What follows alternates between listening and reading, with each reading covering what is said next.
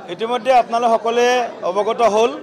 যে আজি ভাৰতীয় জনতা পাৰ্টিত আনুষ্ঠানিকভাৱে যোগদান কৰিলে সদৌ অসম চাহ জনজাতি ছাত্ৰ সন্থাৰ বহু বছৰ ধৰি নেতৃত্ব লৈ থকা সভাপতি হিচাপে ধীৰাজ গোৱালা ডাঙৰীয়াই আমাৰ লগত আজি আনুষ্ঠানিকভাৱে যোগদান কৰিলে সদৌ অসম বাঙালী যুৱ ছাত্ৰ ফেডাৰেশ্যনৰ সভাপতি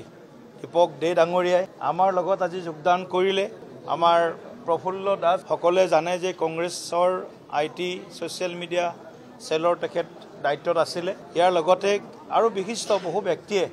আজি আনুষ্ঠানিকভাৱে ভাৰতীয় জনতা পাৰ্টিত যোগদান কৰি আগন্তুক দিনত আই অসমীৰ হকে আৰু মা ভাৰতীৰ হকে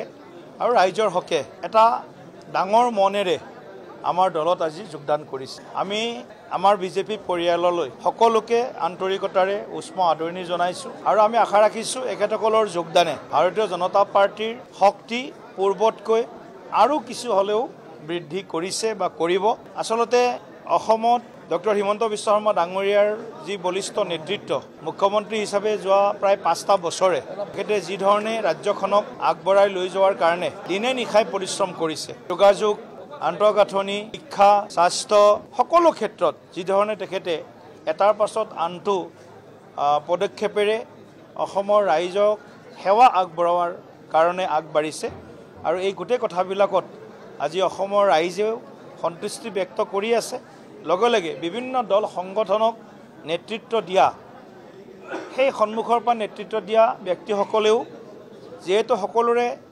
এটা সদায় সকলোৱে ধৰক ছাত্ৰ সংগঠনত থাকিব নোৱাৰে যুৱ সংগঠনত হয়তো বহু দিন থাকিব নোৱাৰে নিৰ্দিষ্ট এটা পৰিকল্পনা সপোন সকলোৰে থাকে আজি সেই সপোন বুকুত বান্ধি তেওঁলোকে ৰাজনৈতিক ক্ষেত্ৰখনত ভাৰতীয় জনতা পাৰ্টি বা আমাৰ ৰাষ্ট্ৰীয়তাবাদী ৰাজনৈতিক আদৰ্শক তেখেতসকলে আজি আকোৱালি লৈছে